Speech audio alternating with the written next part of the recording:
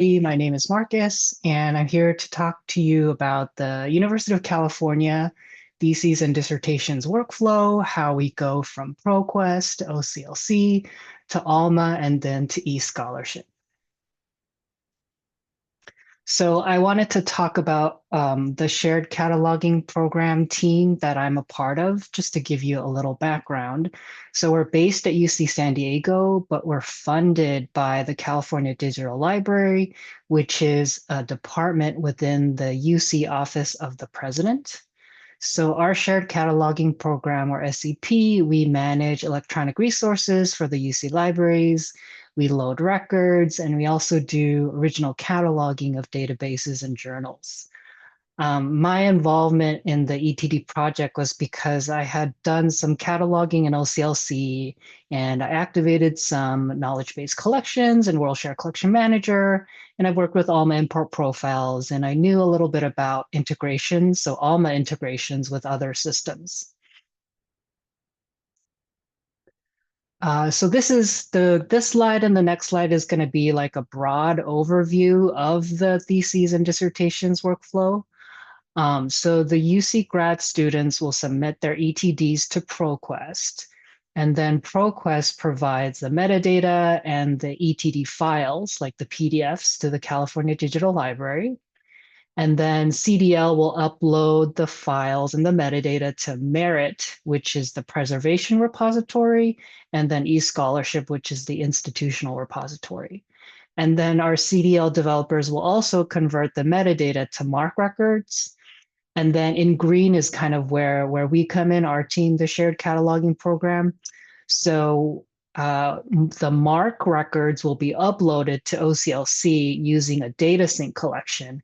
And then we import them into Alma for discovery and online access.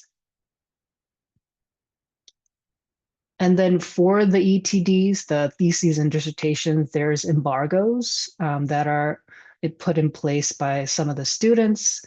Any changes to embargos do have to go through the campus graduate division. And then after the graduate division approves the change, a library cataloger at the campus can update the Alma bib record. And then there is an OAI PMH publishing profile. So that's Open Archives Initiative's protocol for metadata harvesting. We'll transmit these changes from Alma to eScholarship. And then there's an application that will update the eScholarship data as well. So this is how embargo updates, whether they're added, removed, or like the date is updated. These are how the changes flow from Alma to the eScholarship repository. So one of the questions you might ask is, why is there a new workflow? Like, what was the reason for this new workflow? We did it for better data synchronization across the different systems. So right now, through the new workflow, we have data flowing from OCLC to Alma and then to eScholarship. We also wanted better metadata for the ETDs, especially compared to the CDI collections. So CDI is Central Discovery Index. I think about it as, it's like where you can activate collections of ebooks and articles. But the CDI collections for ETDs lack the campus name, the advisor's name, and the degree names. So they're kind of a little bit lacking in information. But the bib records, the MARC records, do have that information. The other benefit to this new workflow is we have centralized loading of the network zone. So, like a lot of other shared collections, we can we can load records in the network zone on behalf of all UC campuses. And then it's also less work for the individual campuses, especially for those who had been loading their campus ETD records individually into their institution zone. But one con with this approach is that there is duplication with the CDI collections. I mean, if you've worked with CDI before, there's duplication especially with ebooks. This causes a little bit more. So in this screenshot, number one, the first result is from the eScholarship repository CDI collection. So this is Ex Libris harvesting directly from the eScholarship repository. And then number 3 is the ProQuest dissertation and theses CDI collection. And then number 2 is the network zone collection, the one we created with the portfolios. And number 2 is the one with the MARC records.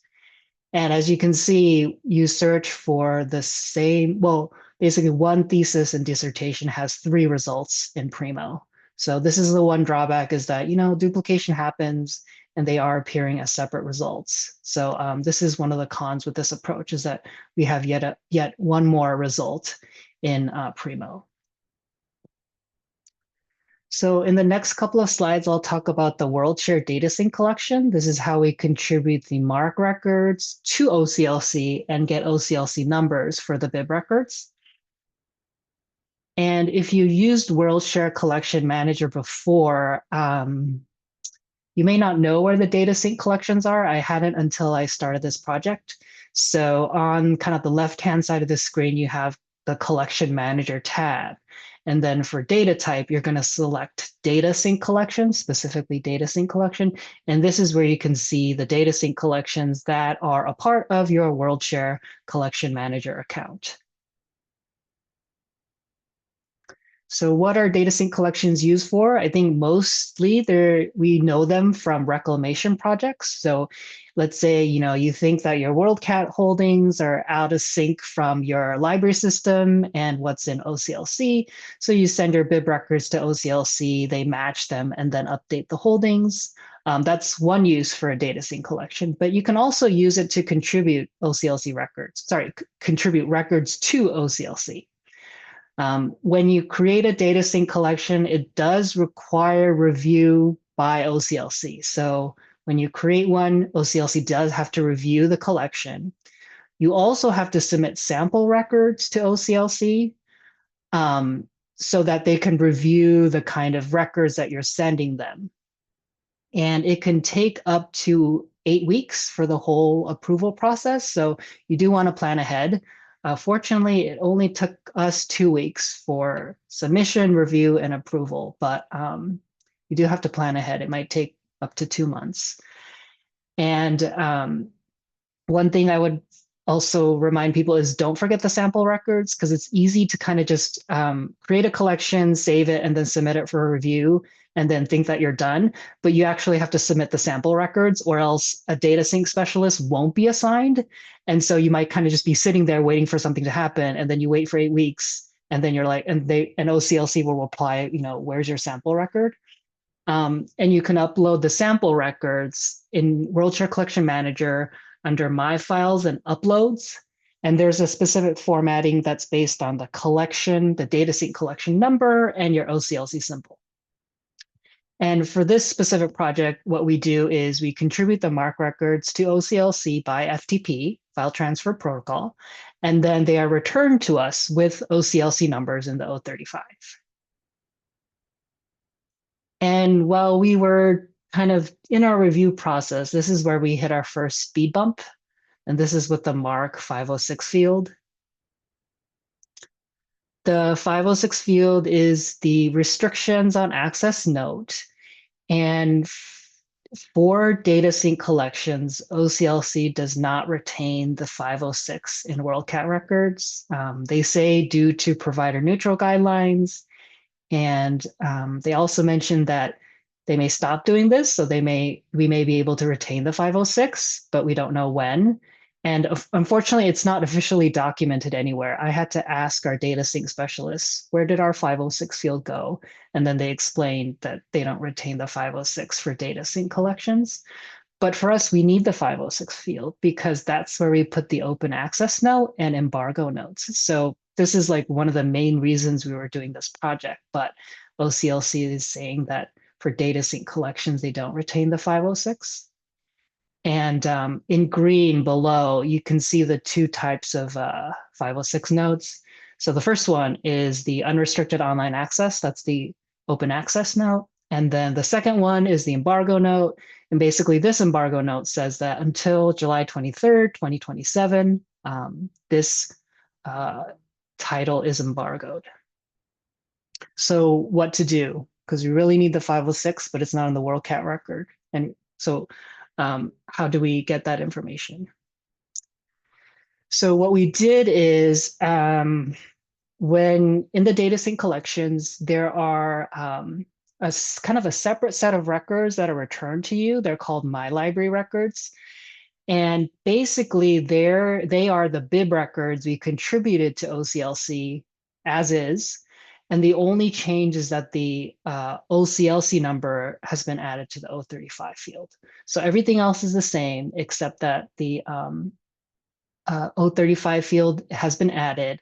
And then the good thing for us is that because we submit the records to OCLC with the 506, they're retained in this specific set of records, the My Library records. And where you find them is kind of in a different place. If you're used to downloading records from WorldShare Collection Manager, you go to My Files, and then you go to Downloads, but you filter by reports. It's in the report section. Instead of where you would normally get the download records for like a collection, like a knowledge-based collection. So you filter by reports, and then you will see MARC files that have the name My Library Records. And they're also available through FTP. They're in a slightly different place than you're used to when you're getting regular MARC records from OCLC. So it's slightly different. It's kind of a little bit of a gotcha. And then the next screenshot, I'll show you the file path for the FTP. So it's in transfer metacall reports instead of transfer metacall out is where you get your other MARC records. But again, this is in the reports folder, the My Library records. So we're able to get the records, the records we submitted to OCLC as is, the only exception being that the OCLC number was added, which is basically all we wanted from this process anyway.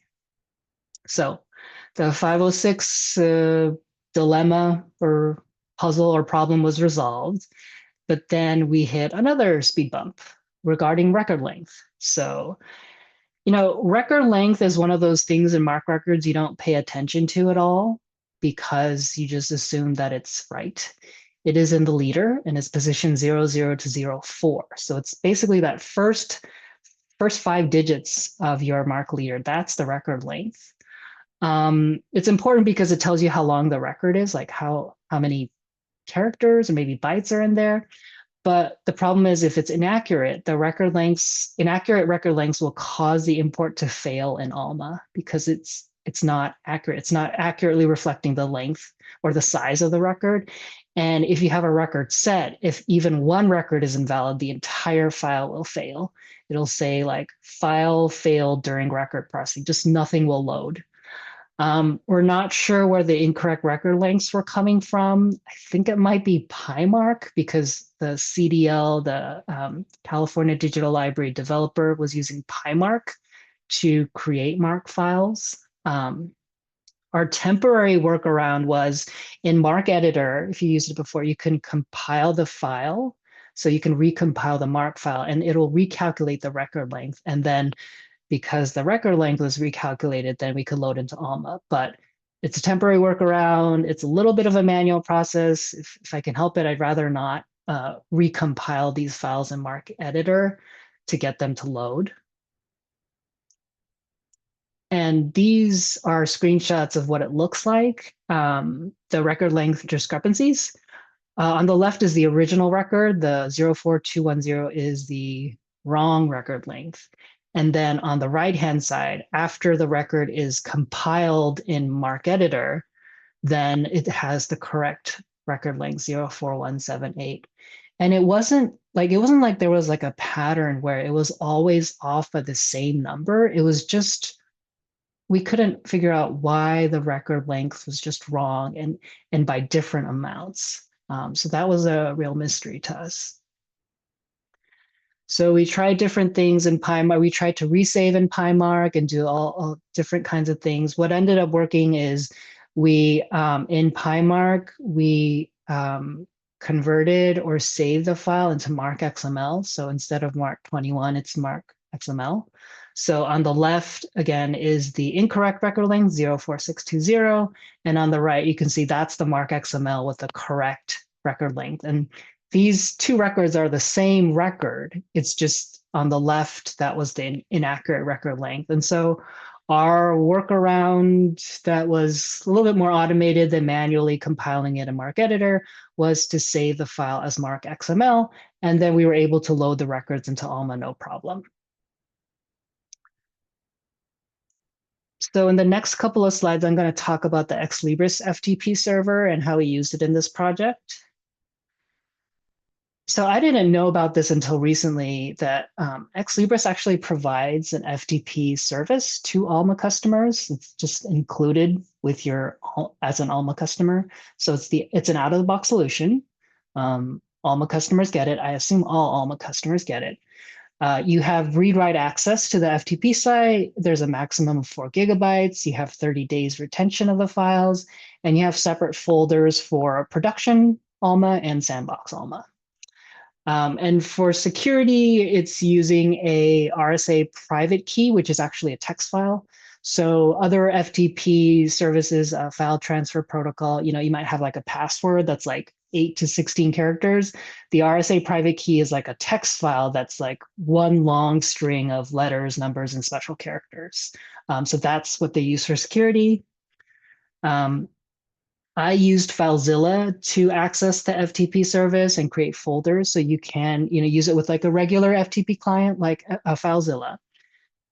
You do have to be a general systems administrator to configure this section. So you may have to work with your systems librarian or your library IT person to get this set up, but it is built in. It's kind of nice because then you don't have to like go to your IT department and say, hey, can you set up an FTP server for us? Because then they have to worry about security and maintenance, but this is just included with Alma, and Ex Libris provides it to you. And then, so this is just a screenshot of where you can find it in Alma. So it's in the configuration menu, general, external systems, SFTP definitions. One warning here I'll point out is this button right here, regenerate private key. You just want to be careful not to click that button, because if you do, that means any previously generated private keys will be wiped out and you'll get a new private key. So you don't want to do that because any previous private keys will stop working. And in this screenshot, I blurred out the server name and the username and the port for security reasons. But obviously, when you go into Alma, you can actually see all this information. So you can have it available. And so this is how you can see it in Alma, the Ex Libris FTP service. So the way we use it, it is an extra step, and it's one more step in our process. So the My Library records I was talking about a couple of slides ago. So these are the kind of like the raw MARC files we contribute to OCLC. And the only change is that they added an 035 field with the OCLC number. So we get those My Library records from OCLC through FTP, through the OCLC FTP website. Then our programmer created a script that will convert that MARC record, the MARC 21 record, to MARC XML in PyMARC. And then that MARC XML file will be uploaded to the Ex Libris FTP server. It is one more step. Ideally, if the record length problem wasn't stopping us from loading the records, we didn't have to do this. We wouldn't have to do this. But the good thing is it's automated, and the program will take care of it. And for us, it's good because we don't have to manually compile the files in MARC editor like we did as a temporary workaround. And as I mentioned before, it's an intermediate step, but at least it's still automated. So this is how we use the Ex Libris FTP service. So the next couple of slides, I'll talk about how we import into Alma. So we import the MARC XML files into Alma. So if you used import profiles before, especially repository import profiles, it's pretty much the same. Like, maybe you load vendor records from Gobi, or you have a WorldCat collection manager knowledge base collection activated and you're loading records. It's pretty similar. You would still use a repository import profile. The one difference is, these are MARC XML records, so we have to specify that they're in MARC XML. We get them by FTP like many other import profiles. It's a scheduled daily import. And again, like most of our other knowledge-based collections, we're going to create electronic portfolios with the URLs from the 856 field so that we can provide online access. And again, as mentioned earlier, the Network Zone electronic collection is available to all UC libraries, which allows us to do centralized management. There's no need for campus libraries to manage individually. So the repository import profile is pretty standard. I'll show you in the next couple of slides where they might slightly differ than if you were loading MARC 21.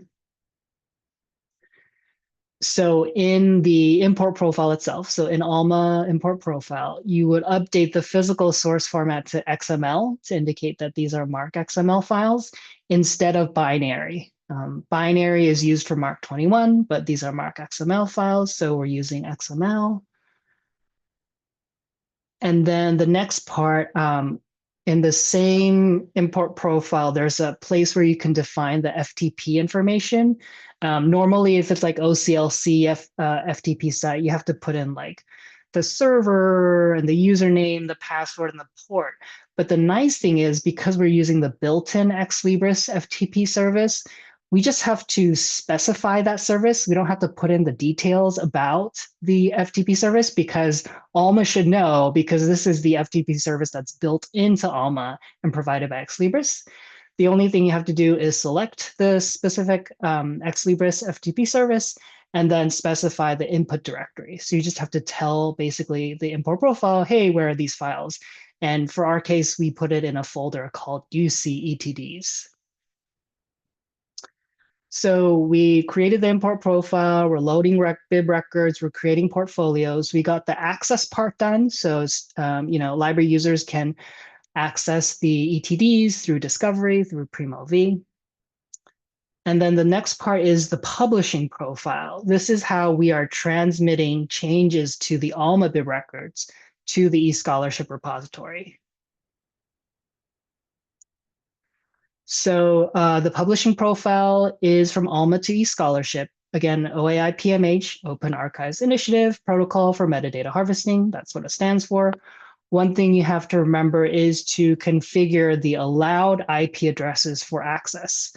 So this is like a separate section. It's not where you configure the publishing profile. It's in configuration, general, external systems, integration profiles, OAI definition.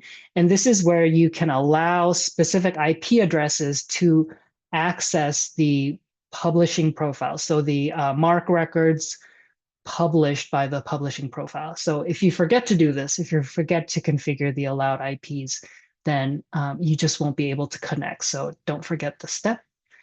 And then what we did is we set up a publishing profile specific for the ETDs. And then to do that, I gathered the records to publish in a set, in a regular Alma set that you're probably used to configuring. And let's see. Okay. And then for the publishing profile, you have different options about frequency. We have it set to daily, but you can do hourly or even less frequently than that. And then it publishes new, updated, and deleted bib records. And you can publish through FTP, OAI, or Z3950. And you can select more than one. So you're just not limited to one of those options. We chose OAI because that was something that the developer had experience with. And so they wanted to just keep on using OAI. And the records are outputted in MARC 21 bibliographic. And then 2 slides ago, I talked about gathering the records in a set to publish. So basically, like any other set you would create, this is a logical set of electronic titles, specifically in the ETDE collection. And I made it a logical set so that when new titles are added to the electronic collection, then this set will automatically update, right? So it's not an itemized set, which is fixed. It's a logical set. So it'll be updated as the data changes. And I called it UC ETDs. And just for clarity, and because I'm using this set name in other places, I didn't put any spaces in the name of the set. I just called it UC ETDs, one word. And then in the publishing profile, under resources, publishing profile, in the content tab or content subsection, this is where you can specify the set name. So again, the previous slide showed you the name of the set, ETDs. So this is where I can select that set for publishing, select that specific set of records, again, ETD records in the specific network zone collection. And then to set up a publishing profile, you do have to be a catalog administrator, a repository administrator, or general systems administrator to set up a publishing profile. So depending on your roles, you may have to work with somebody else to set this up. And then in the publishing profile, there's publishing protocols, so the different ways you can publish the data. For OAI, I had the hardest time figuring out what set spec and set name meant. And so that's why I put a slide specifically for this. Because in the documentation, in the Ex Libris documentation, it says set spec is a colon separated list indicating the path from the root of the set hierarchy to the respective node. It must be unique for each set. I didn't know what that meant. Yeah, colon separated list. What's a root? Root of the set hierarchy, respective node. I don't know what a node is either. The second part, set name, the name of the set. The set must be defined according to the OAI requirements. But what are the OAI requirements for a set name? I had no idea.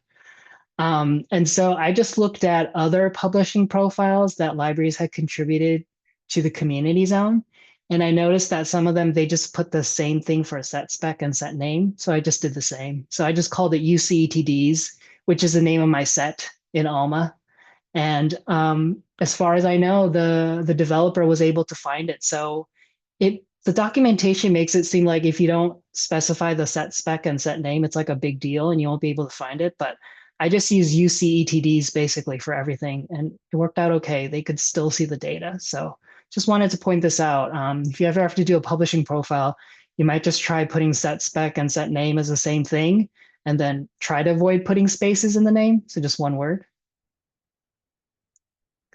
And then this is just a report of the publishing job. So as you can see, in this specific publishing job, there were 310 new records. There was 1 updated records and 0 deleted records. The one drawback I thought about this process is that, like, from Alma, you can't see the MARC records that were published through the publishing profile. Like, you know, like if you export bib records from Alma, you can usually download that MARC file. But for this process, when you're publishing through a publishing profile, there's no way to download the file. The only way I found out you could actually see the published records, at least for me, was to use MARC Edit. MARC Edit has an OAI harvester, so you could set up the allowed IPs and put in your computer's IP address, and then use MARC Edit's OAI harvester to actually, you can actually see the records, kind of like a regular MARC file that you're opening. But again, you just can't see the published MARC records in Alma, which is unfortunate because sometimes you want to see it just to make sure it's working, but you have to use MARC Edit to find that. So in conclusion, I did this presentation to kind of talk about, you know, how Alma can integrate with other systems and how you can integrate it. Like you can transfer data back and forth, FTP, OAI, PMH. And, you know, the theme of the conference is the system works because we do. And, you know, behind the scenes for like a library user, they probably don't care about all these details about how we provide access to the ETDs. But, you know, through this process, we are providing online access to our library users, to the ETDs. But we're also, again, behind the scenes, synchronizing data across different systems. And definitely it was a team effort working with our central office developers. There were other people who like work more in eScholarship side. So that's the institutional repository. And then our team, the shared cataloging program, and then our resource management committees who kind of initiated the project.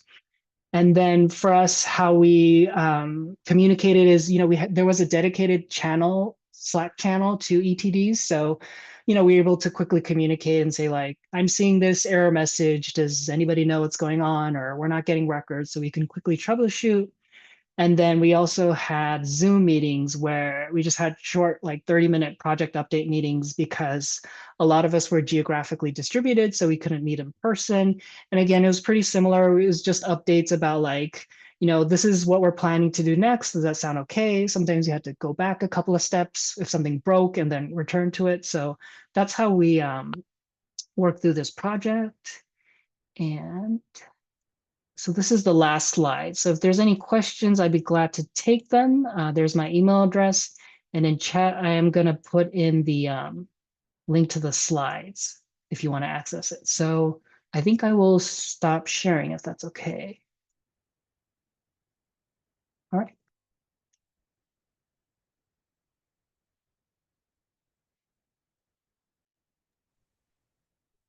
Feel free to add your questions or comments in the chat, or we're a small enough group with enough time, you can also unmute if you'd like.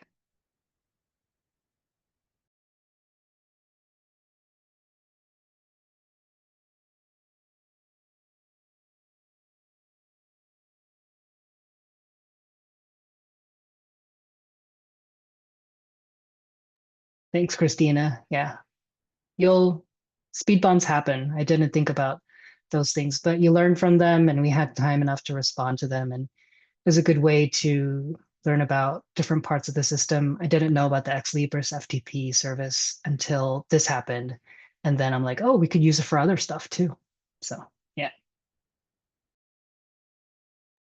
We do have a question in the Q&A. Great presentation, they say. If loading to NZ is centralized, will embargo updates be centralized also? Or do individual campuses still be responsible for updating bib records when an embargo is lifted? Thanks. Yeah, thanks for this question. There's going to be a finalized FAQ going out to the UC campuses about this process. It is something that is being written by some other folks that'll give more details about the process. But the way it's supposed to work is that, like, a student wants to add, remove, or update their embargo. They get permission from the graduate division. Then the graduate division informs the library, and the campus library cataloger can update the network zone bib record for that specific thesis or dissertation. And then the publishing profile will transmit the changes to eScholarship.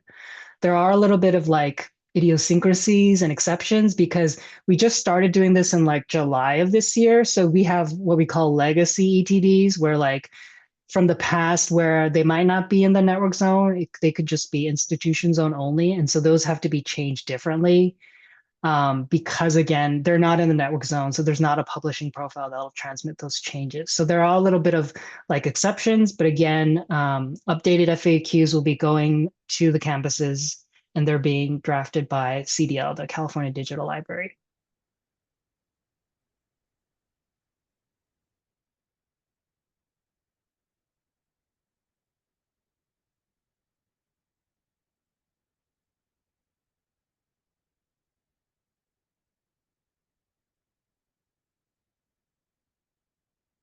All right. Well, it seems like everyone is still processing all this information that we've been having for this conference. Thank you so much, Marcus. If anyone else wants to chime in, otherwise, I will say we can take a break. And the next session will start at 2:40. All right, we have one. Oh, I just got one. Sorry, I just saw the record in chat. If it's okay. Go for it. Mark asked a question, do you get all records, even embargoed? Oh yeah, good question, Mark. Yeah, so we get all ETD records that are submitted through ProQuest, even if they're embargoed, because if they're embargoed, you can't access the full text.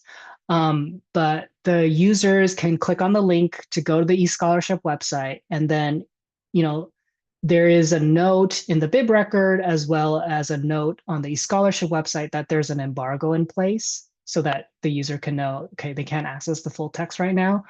And even though that's kind of, I don't know, maybe it's a little diversion for the user, they can still see the abstract and they can still see when the embargo will be lifted, even though sometimes embargoes are for a couple of years, which is unfortunate because I know some people want them. And then the follow-up question was, so they don't see the thesis in ProQuest theses, only UC Search.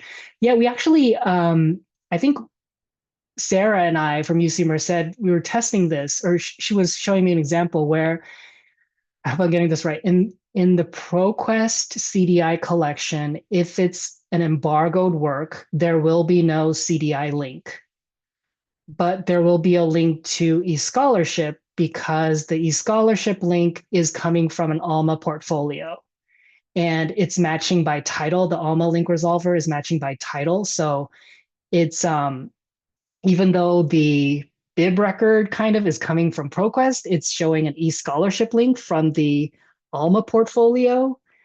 But then the other thing we noticed is if there is no embargoed, then the ProQuest CDI record will show the ProQuest link to ProQuest. I hope I got that right. It's really confusing, and it's even more confusing because we have different providers. But yeah, it's I think ProQuest has it set up that way, but for us, the eScholarship links, they just go regardless of whether there's an embargo. So that's what we've observed. Yeah. Thank you, Marcus. Sure. Looks like Sarah's saying that you're correct. Anyone else have a few thoughts, questions, comments that they'd like to share?